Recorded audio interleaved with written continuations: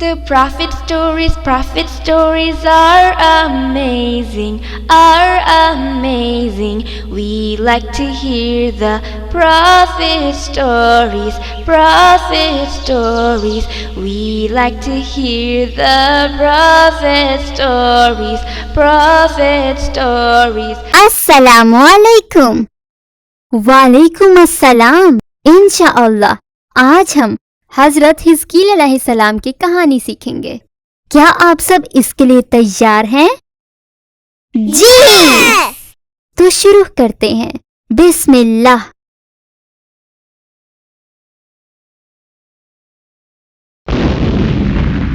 हजरत हिजकील अलैहिस्सलाम, जिन्हें अंग्रेजी में इज़कील भी कहा जाता है, कुरान में उनका जिक्र नाम के साथ तो नहीं आया, लेकिन बहुत से उल्मा का ये मानना है कि सूरह बकरा की आयत नंबर 243 में हज़रत हिजकील अलैहिस्सलाम के बारे में बताया गया है, लेकिन अल्लाह बेहतर जानता है। उनका दौर हज़रत ईसा अलैहिस्सलाम के पैदा होने से तकरीबन 600 साल पहले शुरू होता है।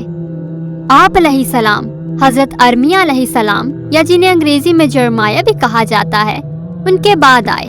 ये वो वक्त था जब बाबुल के बादशाह ने फ़लस्तीन पर हमला किया था और उसे तबाह कर दिया था।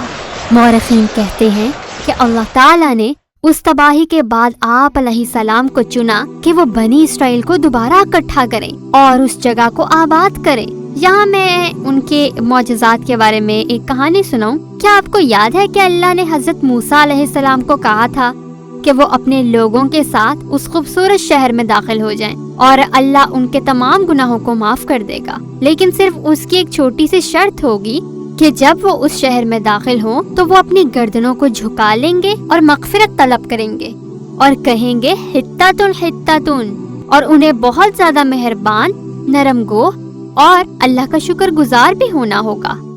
जी बिल्कुल, मुझे याद है। उन लोगों ने अल्लाह का हुक्म नहीं माना था। माशा अल्लाह, तुम्हें तो याद है। बनी इसराइल ने अल्लाह का हुक्म नहीं माना था। वो शहर में बहुत गरूर के साथ दाखिल हुए थे और उन्होंने अपनी गर्दनों को भी नहीं झुकाया था। उन्होंने हित्तातुन हित्तातुन भी नहीं कहा था, बल्कि उन्होंने उन अल्फाज को बदलकर हब्बतुन हब्बतुन बना दिया। वो मेहरबान और नरम भी नहीं थे। कुछ उल्मा कहते हैं कि वो शहर शितम था, जो कि जरीको के मुखालिफ उर्दन के मशरकी वस्त में वाक़ था। उस वक्त अल्लाह ने नाफरमान लोगों को सजा के तौर पर ताऊन जैसी बीमारी लगा दी।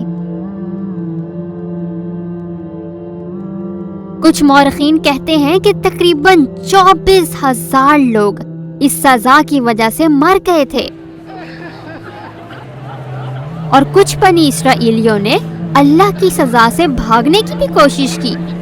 खुद को बचाने के लिए कुछ हजार लोग उस जगह से भाग गए और एक खुले मैदान में चले गए, लेकिन अल्लाह ने उन्हें भी जिंदा नहीं रहने दिया।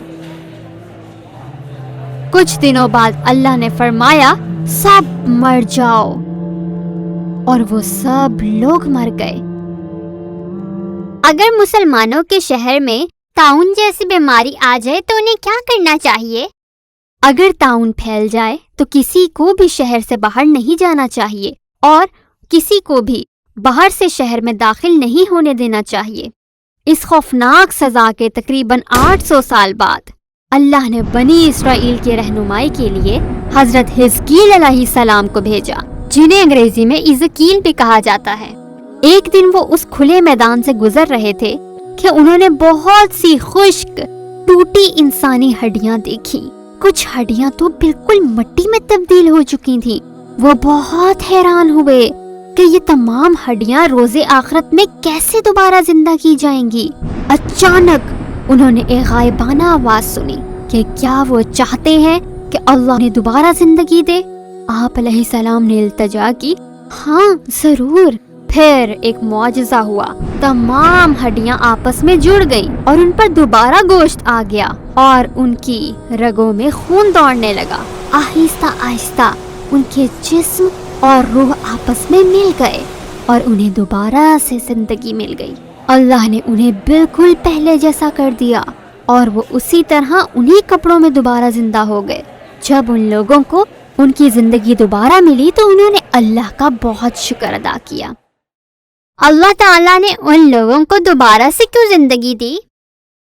ایک مثال دکھانے کے لیے، ان لوگوں کے لیے جو روز آخرت پر یقین نہیں رکھتے، وہ سوچ بھی نہیں سکتے کہ ایک مردے کو کیسے دوبارہ زندگی مل سکتی ہے۔ اللہ کے لیے یہ سب بہت آسان ہے۔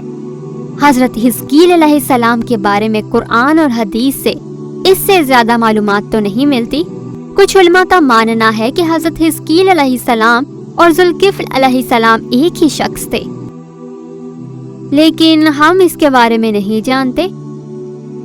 اللہ بہتر جانتا ہے۔ اسی لیے ہم نے حضرت ذوالکفل علیہ السلام کی ایک الگ سے کہانی سنائی تھی۔